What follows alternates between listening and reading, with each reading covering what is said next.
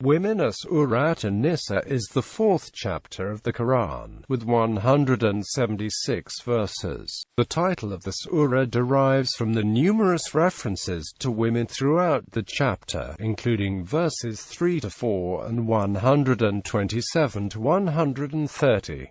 Classification. It is a Medinan surah as confirmed by Allama Muhammad Hussain Tabatabai, who states that the surah must have been revealed after the Hijra based on the subject matter, although An-Nisa typically appears as the fourth surah according to the Noldaki classification of surahs based on Islamic traditions. The women was approximately revealed as the 100th surah.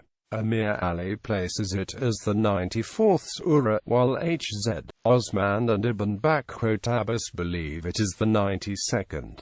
Fur Sadiq places it as the 91st surah revealed. Based on the legislation concerning orphans, the surah was most likely revealed after many Muslims were killed at the Battle of Uhud, leaving numerous dependents in the new Muslim community. The revelation therefore began around the year 3, according to the Islamic calendar, but was not completed until the year 8. Consequently, parts of this surah, the second longest in the Quran, were revealed concurrently with portions of the examined woman. Surah 60. However, the surah shows some thematic coherence, despite its disjointed and ongoing revelation. Furthermore, as relates to the placement of this surah within the Quran as a whole, Neil Robinson notes what he refers to as the dovetailing of surahs.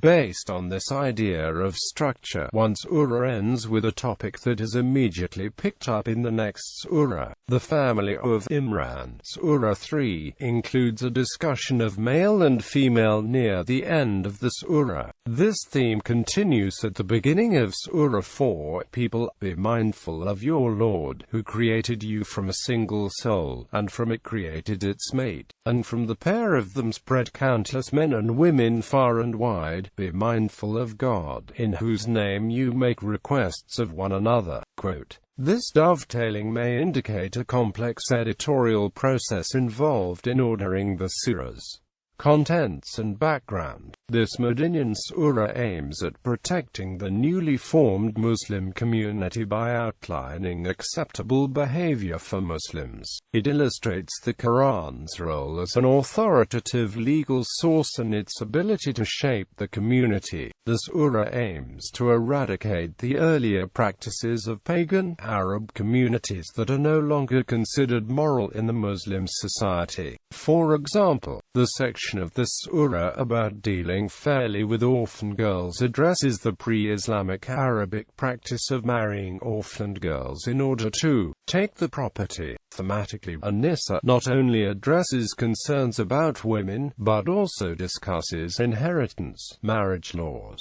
how to deal with children and orphans, legal practices, jihad, relations between Muslim communities and people of the book, war, and the role of Jesus as a prophet, rather than the Son of God as Christians claimed. Furthermore, in discussing war, this surah encourages the Muslim community to fight for the vulnerable in war, as demonstrated by 4-75. Why should you not fight in God's cause and for those oppressed men, women, and children who cry out, Lord, rescue us from this town whose people are oppressors.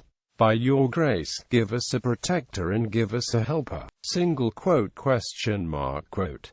The surah addresses a multitude of issues faced by the early Muslim community and provides responses to the challenges the community faced. The wide variety of issues addressed in the surah and the length of the surah make it difficult to divide into literary structures. However, based on a study of themes present in each section of the surah, Amin Nasanislahi divides the surah into three thematically based sections: social reform, the Islamic community and its opponents, and a conclusion. An-Nisa presents an alternative means of looking at the structure of this surah. He claims that the central theme of this surah is the address to the Christians. He has come to this conclusion based on examination of the structure of the surah based on such devices as parallels, repetition, and ring composition. However, Carl Ernst admits that more works needs to be done in this type of structural analysis in order to more fully understand the composition of such extensive surahs.